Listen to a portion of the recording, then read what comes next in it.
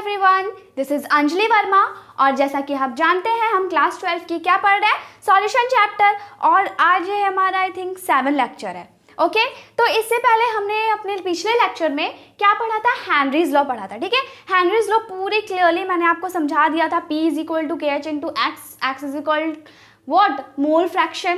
ठीक है, mole fraction, वो सारी चीज़ें क्लियर हो गई। तो आज उससे रिलेटेड एक क्वेश्चन करते हैं। ठीक है, एक क्वेश्चन करते हैं, देखते हैं क्वेश्चन क्या कह रहा है। ये क्वेश्चन कह रहा है if N2 nitrogen gas is bubble through water, यानी कि नाइट्रोजन गैस वाटर के थ्रू बबल कर रहा है, मतलब वाटर में मिलाया जा रहा है। ठीक है, 293 केल्विन टेम्परेचर है। How many millimoles of N2 gas will dissolve in 1 litre of water, यानी कि कितना मिलीमोल्स ऑफ N2 है जो 1 लीटर वाटर में डिजॉल्व हो सकता है, वो आपको बताना है।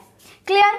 उसके बाद एज्यूम दैट, फिर कुछ एज्यूम करा है कि N2 exert a partial pressure, यानी कि N2 का जो नाइट्रोजन का पार्शियल प्रेशर है वो 0.987 बार है।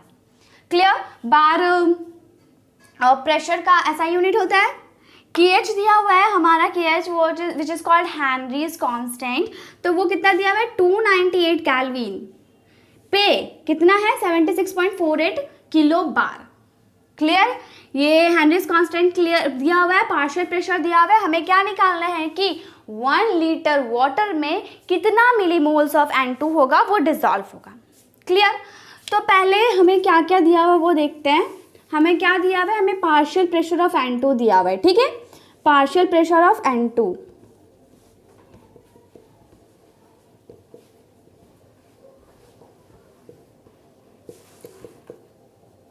कितना है 0.987 बार।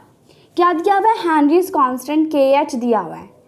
क्या दिया हुआ है, KH फॉर N2 के लिए KH कितना दिया हुआ है 76.48 किलो बार। अब किलो है तो उसे हम चेंज कर लेते हैं ग्राम में। ओके, तो 76.48 इंटू 10 टू द पावर कितना हो जाएगा, 10 to the power 3, 10 to the power 3 बार कितना हो जाएगा 76.48 10 टू द पावर 3 बार। अब ये 10 टू द पावर 3 इसमें इंटू हो जाएगा तो ये इतना बार हो जाएगा। ठीक है, 76480 बार। इतनी ये चीज़ें क्लियर हो गई। ये हमें गिवन है। ठीक है, ये दिया हुआ है, ये गिवन है, पार्शियल प्रेशर गिवन है और नाइट्रोजन का क्या हेनरीज कांस्टेंट हमारा गिवन है। हमें क्या निकालना है, हमें निकालना है कि कितना नाइट्रोजन 1 लीटर वाटर में डिजॉल्व हो सकता है। ओके, कितना नाइट्रोजन 1 लीटर वाटर में डिजॉल्व हो सकता है वो हमें निकालना है। तो हमने कल हेनरीज लॉ पढ़ा था, राइट। हेनरीज लॉ क्या कहता है, P is equal to KH into x, where P is the partial pressure, KH Henry's constant and x mole fraction. ठीक है, फ्रॉम हेनरीज लॉ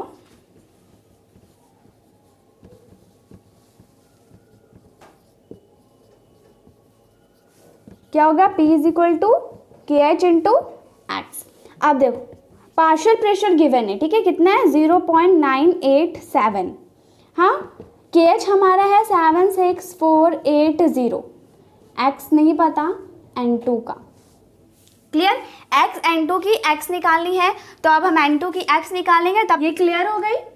ठीक है, इसी में थोड़ा सा और देख लो, थोड़ा सा और लिख लेना कि X N2 अगर हम इधर लाएंगे, X N2 इधर लाएंगे तो ये मल्टीप्लाई में डिवाइड में चला जाएगा। 0.987 डिवाइडेड बाय 76480। हाँ, और इसको सॉल्व करेंगे, तो हमारा आंसर आएगा 0.129 into 10 to the power -4। Clear. इतना इसका वैल्यू आने वाला है, X N2 निकालना है हमें। ठीक है, तो इतना ये X N2 का वैल्यू आएगा। अब हमें इसका मोल फ्रैक्शन निकालना है कि मोल फ्रैक्शन कितना होगा, क्योंकि हमें मोल फ्रैक्शन चाहिए होगा, हमें मोल में मांग रहा है। ठीक है, तो मोल फ्रैक्शन चाहिए होगा। X N2 पता चल गया कितना है, क्लियर हो गया। ओके, आगे बढ़ते हैं। उतने तक नोट कर लिया, अब आगे देखते हैं। हमने XN2 निकाल लिया था, ठीक है, लेकिन हमसे मोल में पूछ रहा है तो मोल फ्रैक्शन भी निकालना पड़ेगा। तो XN2 का हम मोल फ्रैक्शन निकालेंगे। तो मोल फ्रैक्शन निकालने का फॉर्मूला क्या था, याद करो, क्या बताया था मैंने, moles of solute divided by moles of solute plus moles of solvent. तो हमारा सॉल्यूट क्या है, यहाँ पे N2 है, यही फॉर्मूला था ना, moles of solute divided by moles of solute plus क्या था, मोल्स ऑफ सॉल्वेंट, राइट। अब मोल्स ऑफ सॉल्यूट हमें पता है क्या, मोल्स ऑफ सॉल्यूट पता है क्या, नहीं पता है। मोल्स ऑफ सॉल्यूट नहीं पता है, इसे एक्स रख देते हैं, ठीक है। मोल्स ऑफ सॉल्यूट नहीं पता, एक्स रख दिया। और मोल्स ऑफ सॉल्वेंट, ध्यान से अगर आप क्वेश्चंस को पढ़ोगे ना, इस क्वेश्चन को अगर ध्यान से पढ़ोगे तो क्या आपको यहाँ पे सॉल्वेंट दिख रहा है, पढ़ो, क्या सॉल्वेंट दिख रहा है, यस, क्या N2 डिजॉल्व है, कहाँ डिजॉल्व है, वाटर में। तो सॉल्वेंट क्या है हमारा, वाटर है। और वाटर का मोल कितना होता है, 55.5, ठीक है। मोल्स भी निकालने सिखाया है, मतलब मोल्स से इसका निकालने सिखाया है मैंने।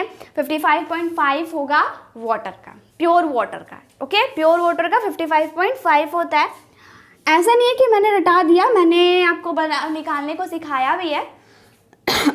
XN2 हमने निकाला था, कितना था, 0.124 into 10 to the power 4, right. 0.12 actually 9 था यहाँ पे ना, 0.129 इंटू 10 टू द पावर 4 था हमारा ये XN2, इतनी चीज़ें थी। अब हम इसे सॉल्व करते हैं, तो ये पूरा इससे मल्टीप्लाई हो जाएगा, ये पूरा मल्टीप्लाई हो जाएगा।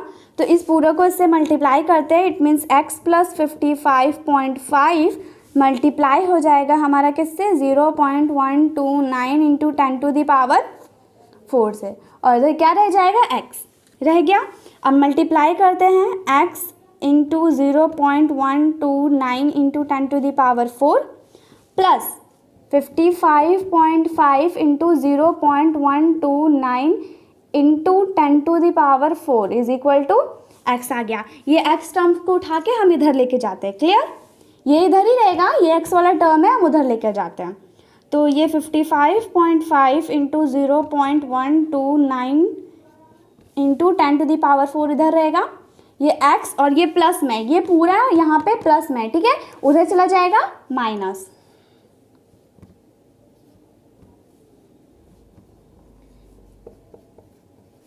इतनी चीजें क्लियर हो गई। यहां से x कॉमन आ रहा है, देखो,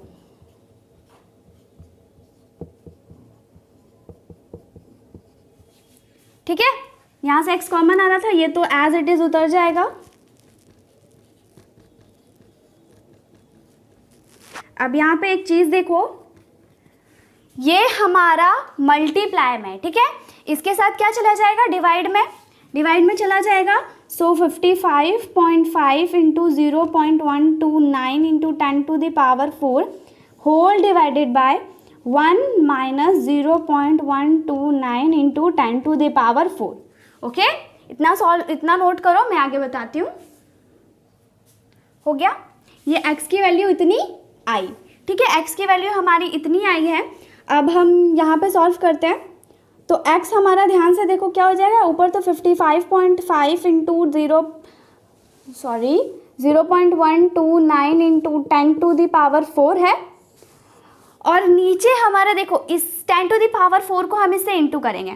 अगर 10 टू द पावर 4 को हम 0.129 से इंटू करेंगे तो हमारा 0.00000129 आएगा, राइट, 0.4019 आएगा। अब देखो 0.4019 है, ठीक है, 0.4019 है, तो अगर हम इसे 1 से माइनस करेंगे, ध्यान से सुनो, 0.40000129 को अगर हम 1 से माइनस करेंगे तो हमारी वैल्यू क्या आएगी, बहुत ही कम, ठीक है, बहुत ही कम, which is approximately equal to 0 मान सकते हैं, मतलब 1 के अप्रोक्सीमेट ही मान सकते हैं, ये कैंसिल आउट हो जाएगी वैल्यू, ठीक है, मतलब ये बहुत ही कम अमाउंट है जिसे हम माइनस कर रहे हैं 1 से, क्लियर। तो ये 1 ही रह जाएगा, क्योंकि एज्यूम करो ना, एक समंदर पानी है, उसमें से एक लोटा पानी निकाल लिया, कोई भी फर्क पड़ेगा? नहीं पड़ेगा। तो उसी तरह 1 में से हम 0.0000129 अमाउंट निकाल ले रहे हैं, तो ये तो 1 ही अप्रॉक्सीमेटली इक्वल टू 1 ही रहेगा ना। तो ये 1 हो गया, यानी कि डैट मीन्स x की वैल्यू इतनी निकल गई। क्लियर? x हमारा क्या था? मोल्स ऑफ सॉल्यूट था ना, मोल्स ऑफ N2। लेकिन यहाँ पे अगर ध्यान से देखा जाए तो मिली मोल्स पूछा है, राइट? मोल्स तो पूछा नहीं है हमसे, क्या पूछा है? मिली मोल्स पूछा है, तो मिली मोल्स निकालते हैं।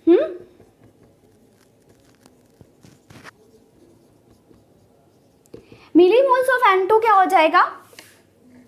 55.5 इंटू 0.129 इंटू 10⁴ इंटू, इससे मल्टीप्लाई करेंगे हम 10⁻³ को, ठीक है? 10⁻³ से मल्टीप्लाई करेंगे तो ये हमारा मिलीमोल्स निकल जाएगा 10⁻³ से, ठीक है? मिलीमोल्स निकाल रहे हैं, 10⁻³ से मल्टीप्लाई करेंगे। अब यहाँ से देखो, अगर 10⁻³ से हमने मल्टीप्लाई कर दिया तो बेस सेम, पावर क्या होगा? जुड़ जाएगा। 4 - 3 = 10⁻⁻1। क्लियर? 10⁻⁻1 तो 55.5 10⁻1 हो गया। क्लियर? अब यहाँ पे 1 to 9 यही चीज़ बचा, 55.5 इंटू 0.129, ठीक है? अब इसे हम सॉल्व करेंगे ना, इंटू करेंगे,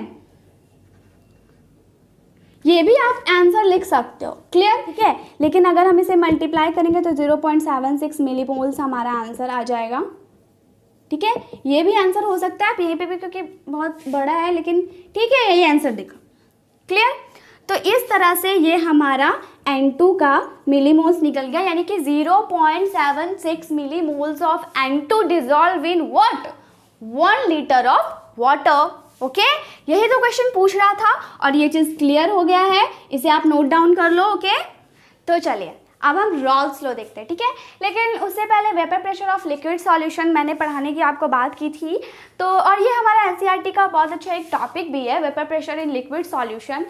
vapour pressure of liquid solution में क्या होता है ना, कि जो हमारा जो सॉल्वेंट होगा वो लिक्विड होगा। क्लियर? जो सॉल्वेंट होगा वो हमेशा लिक्विड होगा, पर जो सॉल्यूट होगा मे बी वो लिक्विड हो, गैस हो, सॉलिड हो, डजेंट मैटर, ठीक है? लेकिन जो सॉल्वेंट होगा वो हमारा क्या होगा? लिक्विड होगा। पहली बात है, ये क्लियर हो गई। दूसरी बात, मैंने चैप्टर स्टार्ट किया था तभी बताया था कि हम हमेशा बाइनरी सॉल्यूशन की बात करेंगे। डैट मीन्स कि सिर्फ 2 कंपोनेंट्स ही एक दूसरे में मिक्स होंगे, ठीक है? हमेशा हम बाइनरी सॉल्यूशन की बात करेंगे। 2 चीज़ें क्लियर हो गई। तीसरी बात ये क्लियर आपको करनी है कि जो अभी हम पढ़ेंगे वो एक वॉलेटाइल सॉल्यूशन के बारे में पढ़ेंगे।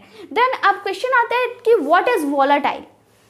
तो वॉलेटाइल का मतलब होता है, वॉलेटाइल मीन्स ऐसा सॉल्यूशंस जो कि वेपराइज हो जाए इजीली, ठीक है? इजीली वेपराइज हो जाए, गैसियस फॉर्म में एग्जिस्ट करे, उसे हम वॉलेटाइल सॉल्यूट कहते हैं, या वॉलेटाइल सॉल्यूशन कहते हैं, या वॉलेटाइल कंपोनेंट कहते हैं, ठीक है? कह सकते हैं।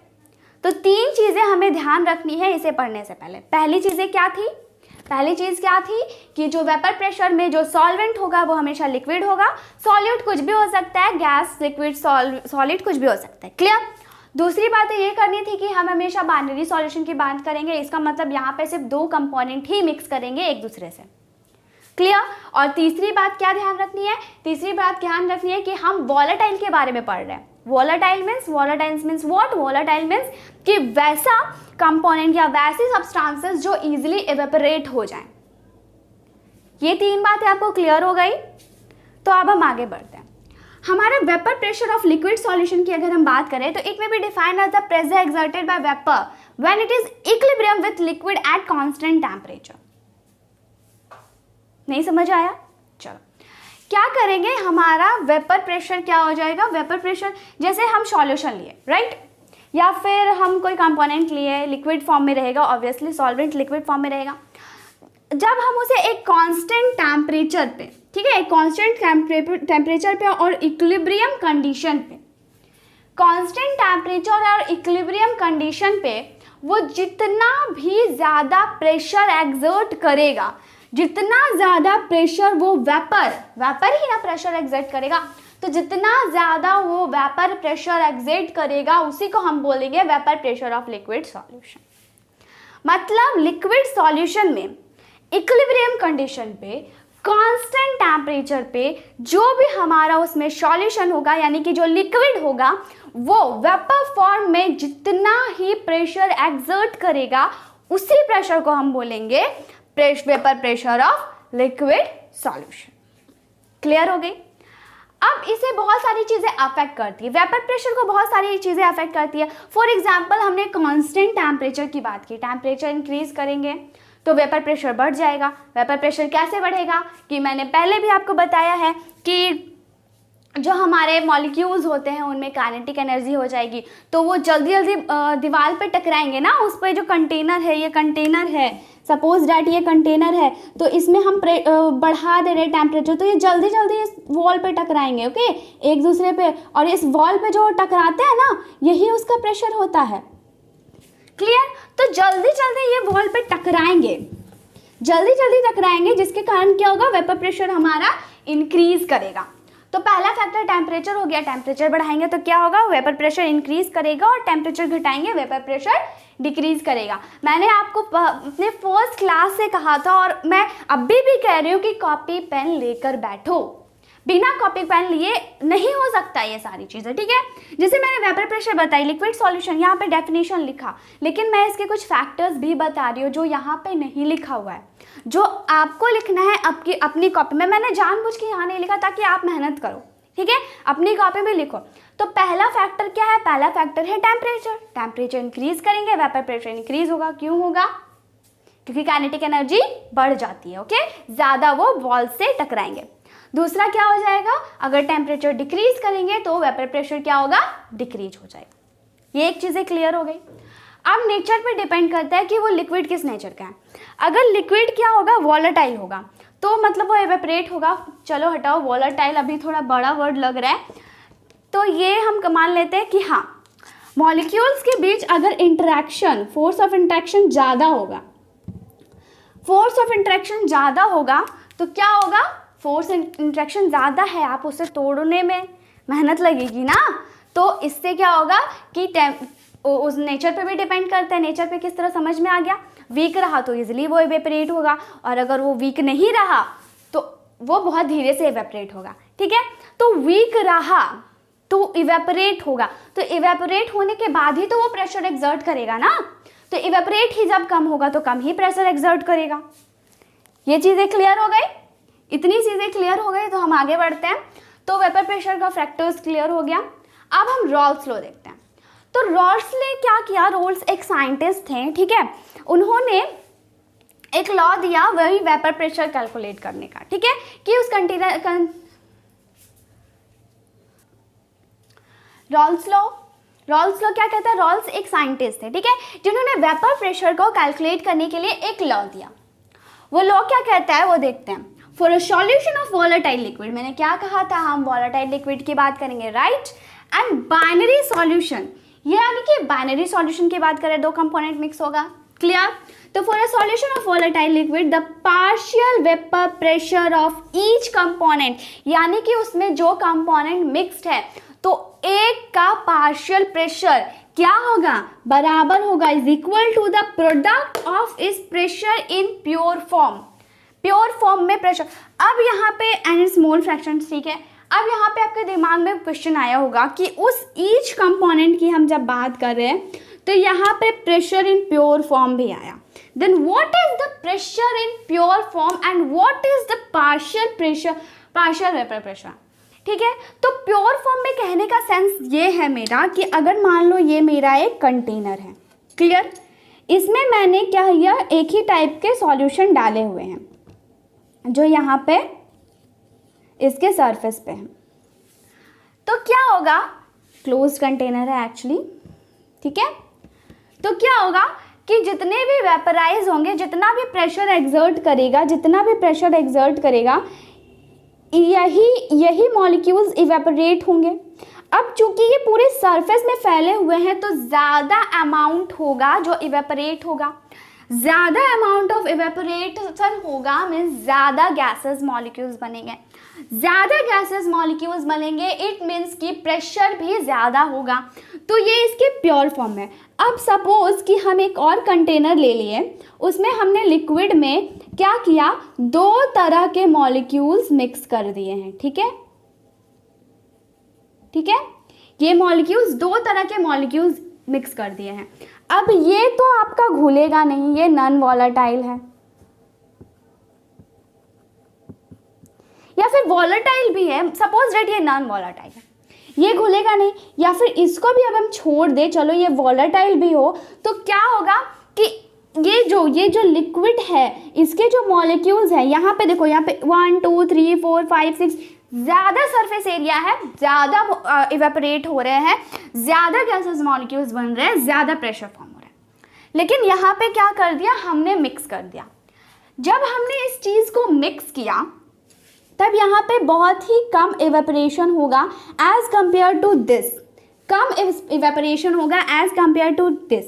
अब कम इवेपोरेशन होने के कारण क्या होगा, कम गैसेस मॉलिक्यूल्स यहाँ पे बनेंगे। अब कम गैसेस मॉलिक्यूल्स बनने के कारण प्रेशर भी कम होगा। तो समझ में आ रहा ना, तो ये हो गया हमारा प्योर फॉर्म। ठीक है, ये हो गया हमारा प्योर फॉर्म और ये मिक्स्ड फॉर्म, ये हमारा सॉल्यूशन हो गया, ये हमारा प्योर फॉर्म। तो वही कहा गया partial vapour pressure of each component, एक कंपोनेंट का जो पार्शियल वेपर प्रेशर है हमारा ऑफ द सॉल्यूशन, सॉल्यूशन में एक कंपोनेंट का पार्शियल वेपर प्रेशर बराबर होता है उसके प्योर फॉर्म में उसका जो प्रेशर लग रहा है टू उसका मोल फ्रैक्शन। क्योंकि मोल फ्रैक्शन के बिना हम कैसे बताएंगे इतने, ठीक है, नंबर ऑफ मॉलिक्यूल्स होने चाहिए ना, पता होने चाहिए। सो ये चीज़ें क्लियर हो गई कि pure pressure in pure form का क्या सेंस है, कि उसके प्योर फॉर्म में जब सिर्फ वो था, सिर्फ अकेला वो था, तब जो प्रेशर एक्सर्ट कर रहा था, और जब वो मिक्स्ड है किसी के साथ तब वो जो प्रेशर एक्सर्ट कर रहा है। तो यही हो गया पार्शियल वेपर प्रेशर, जब वो किसी के साथ मिक्स्ड है तब वो सॉल्यूशन में वो जो प्रेशर एक्सर्ट कर रहा है। और प्योर फॉर्म क्या हो गया, जब वो प्योर फॉर्म में उसमें किसी चीज़ की में मिलावट नहीं है और तब जो वो प्रेशर एक्सर्ट कर रहा है। ठीक है, तो इसके बराबर क्या होगा, into this into mole fraction. ठीक है, this into mole fraction, this what, this pressure in pure form. ये चीज़ें क्लियर हो गई। तो इतनी चीज़ें क्लियर हो गई। अब आगे देखते हैं, आगे क्या देखते हैं हम, कि हमने कहा कि पार्शियल वेपर प्रेशर बराबर होता है। तो सपोज डेट ये हमारा एक कंटेनर है, ठीक है, ये अगेन एक कंटेनर है, ये 2 कंटेनर है। अब क्या हो रहा है कि इसमें सॉल्यूशन भरा हुआ है और इसमें ए टाइप भरे हुए हैं। ठीक है, ये ए टाइप भरे हुए हैं, ए टाइप मॉलिक्यूल्स यहाँ पे भरे हुए हैं। तो इसका जो पार्शियल प्रेशर होगा ना, हम P0A मान लेते हैं, क्योंकि ये प्योर फॉर्म है, इसमें सिर्फ ए है। ठीक है, इसमें सिर्फ ये है, ये प्योर फॉर्म है, इसलिए पार्शियल प्रेशर इसका हम ए मान लेते हैं। ए अगर इसका पार्शियल प्रेशर मांगे और यहाँ पे हमारा बी टाइप है, ठीक है, ये हमारा बी टाइप है और इसका पार्शियल प्रेशर हम क्या मान लेंगे, P0B, ये हमारा बी टाइप ऑफ मॉलिक्यूल है। मतलब एक कंटेनर में ए टाइप ऑफ मॉलिक्यूल है और प्रेशर इन प्योर फॉर्म को हमने डिनोट किया है P0A और P0B से। तो pressure in pure form P0A, इसके लिए ए के लिए P0A और बी के लिए P0B। अब इसका मोल फ्रैक्शन क्या होगा, तो मोल फ्रैक्शन तो ऑब्वियसली x से होगा और इसका x भी। ठीक है, मोल फ्रैक्शन ऑफ ए और मोल फ्रैक्शन ऑफ बी। अब पार्शियल प्रेशर को किससे डिनोट करते हैं, पार्शियल प्रेशर, ए का पार्शियल प्रेशर PA और बी का पार्शियल प्रेशर PB, ए का पार्शियल प्रेशर PA और बी का पार्शियल प्रेशर PB। तो रॉल्स लॉ क्या कहता है उसे हम लिखते हैं। ठीक है, रॉल्स लॉ क्या कहता है उसे लिखते हैं। ये चीज़ें क्लियर हो गई, इसे नोट कर लो। ठीक है, कर लिया। अब आगे हम देखते हैं। ठीक है, नोट कर लेना इसको। ओके, आगे देखते हैं।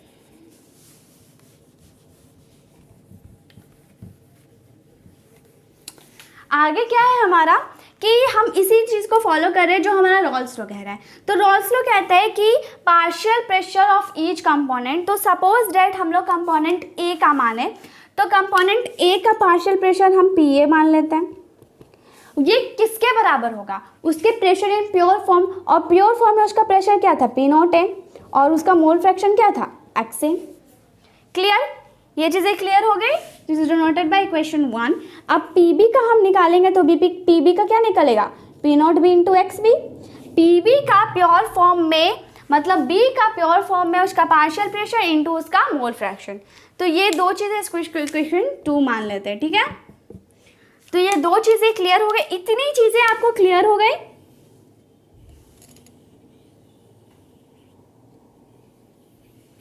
ठीक है, इतनी चीज़ें क्लियर है, ज़्यादा कुछ नहीं था। जो स्टेटमेंट देखो, आपका स्टेटमेंट ही ना आपका इक्वेशन है। मैंने आपको जितने भी अभी तक स्टेटमेंट पढ़ाए हैं और उससे रिलेटेड फॉर्मूलाज लिखाए हैं, आप उसको ज़रा ध्यान से देखोगे ना तो जो स्टेटमेंट बोल रहा है वही हमारा फॉर्मूला है। आइदर आप ये भी याद करते हो ना तो आपको ये रोल्स लॉ याद हो जाएगा। Raoult's law is what, Raoult's law partial vapour pressure of each component is equal to the product of its pressure in pure form into its mole fraction. यही तो लिखा हुआ है, P is equal to P0A XA और PB is equal to P0B XB। तो vapour pressure in liquid solution clear हो गया, Raoult's law I think clear हो गया, और ये दो इक्वेशंस निकलते हैं ये क्लियर हो गया। ठीक है, तो इतना ये तो हमने क्या निकाला, एक एक कंपोनेंट, वो सॉल्यूशन में जो एक एक कंपोनेंट था ना उसका हमने अभी प्रेशर निकाला है। अभी उस सॉल्यूशन का प्रेशर निकालना बाकी है, तो आप पहले से नोट कर लो। ये चीज़ें क्लियर हो गई आपको, ठीक है। अब हमने क्या इक्वेशन निकाला था, हमने इक्वेशन निकाला था कि क्या था इक्वेशन हमारा पहला, PA क्या था, P0A XA, ठीक है, जो हमारा इक्वेशन 1 था, और PB क्या था, P0B XB, ठीक है, इक्वेशन क्या था 2 था। लेकिन अगर हम एक सॉल्यूशन बना रहे हैं, तो उसमें हमारा PA और PB दोनों तो प्रेजेंट है ना, हटाओ, A और B तो कब प्रेजेंट है, सॉल्यूशन में A और B को मिला के ही तो हम लोग सॉल्यूशन बना रहे हैं, राइट।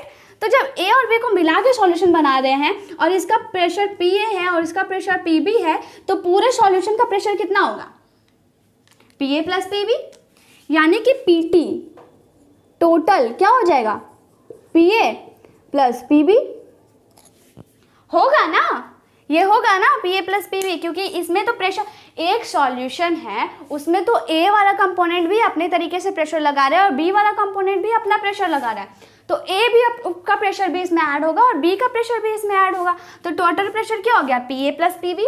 ठीक है, अगेन ये आपका एक इक्वेशन है। मैंने 3 इक्वेशन अभी तक आपको लिखाया है और तीनों इंपॉर्टेंट है, ठीक है, ये तीनों इंपॉर्टेंट है। अब थोड़ा एडवांस सोचते हैं, ठीक है, थोड़ा एडवांस सोचते हैं। एडवांस ये सोचते हैं कि इसे बस पुट कर लिया जाए, ठीक है, इसको फर्दर हम पुट करते हैं, मीन्स हमें पता है PA कितना है PB कितना है, तो बस पुट कर लिया, प्लस P0B XB, बस पुट किया, उठा के PA की जगह पे PA के वैल्यूज रख दिया, PB की जगह पे PB का वैल्यूज रख दिया।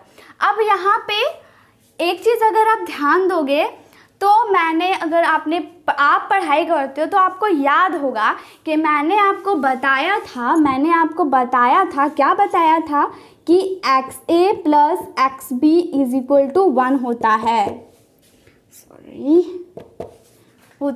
XA plus XB, mole fraction of component A plus mole fraction of component B is equal to 1 बताया था ना, Na divided by Na plus NB, और B का NB divided by NB plus Na, तो add करते थे तो cancel out होकर के 1 आता था, याद है। तो XA plus XB is equal to 1 होता है, तो XA हमारा क्या हो जाएगा, 1 माइनस XB, ठीक है, 1 माइनस XB हो जाएगा, या फिर XB बराबर 1 माइनस XA हो जाएगा, कुछ भी ले लो, क्या फर्क पड़ता है, 1 माइनस XA हो जाएगा, ठीक है। अब बस यहाँ पे पुट करो, ठीक है, पुट करो, इसलिए PT बराबर P0A XA प्लस P0B क्या हो जाएगा, 1 माइनस XA, हाँ ये A है, ओके, XA। तो ये हमारा एक सॉल्यूशन निकला, और इसे सॉल्व करेंगे हम लोग।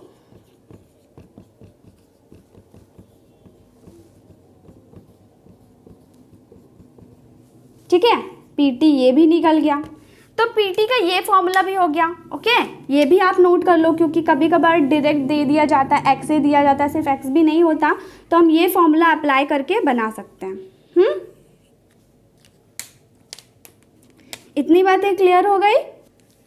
ठीक है, इतनी चीज़ें क्लियर हो गई। P B into P B, और पी बी को एक्स से इंटू करेंगे तो यहाँ पे यहाँ पे एक्स से आ जाएगा। क्लियर? इतनी बातें क्लियर हो गई। अब एक चीज़ और नोट करो कि, या फिर ध्यान आपने दिया होगा कि यहाँ पे भी एक्स है और यहाँ पे भी एक्स है, तो क्या हम एक्स से कॉमन ले सकते हैं? तो यहाँ पे क्या हो जाएगा, P not a plus P not be plus P not be. ये भी एक फॉर्मूला हो गया। ठीक है, जितना जितना मैं ये रेक्टेंगल में कर रही हूँ ना, उतना उतना उस पॉइंट को आपको स्पेशल आपका ध्यान देना है। क्लियर? इस पे आपको स्पेशल ध्यान देना है। तो इतनी सारी चीज़ें मैंने, इतनी सारी आपको इक्वेशंस बताएं। ये इक्वेशंस बहुत इंपॉर्टेंट है, मैं इससे रिलेटेड आपको क्वेश्चंस भी कराऊंगी। और ये रॉल्स्टॉ पे फिनिश नहीं हुआ, ठीक है, इसमें बहुत सारी चीज़ें बाकी है, like ideals, non ideal solution, non volatile में क्या होता है। अब चलो मैं आइडिया देती हूँ तो नॉन वोलेटाइल में, लेकिन ठीक है, अब अगले लेक्चर में बताऊंगी। ठीक है, आज के लिए इतना ही रख लेते हैं। इतना ही आप अच्छे से पढ़ लो, जो मैंने बोला है उसे लिख लो, PDF टेलीग्राम से ले लेना, सारे PDFs आपको प्रोवाइड हो जाएंगे। प्लस अभी आपने लिखा होगा तो ये तो आपके लिए स्टार पॉइंट है। ओके, जो स्टार पॉइंट्स है वो आपने लिख लिए होंगे, जो आपके PDFs हैं आपको टेलीग्राम से मिल जाएगा। Please subscribe this channel and like also if you like it. Okay, तब के लिए बाय।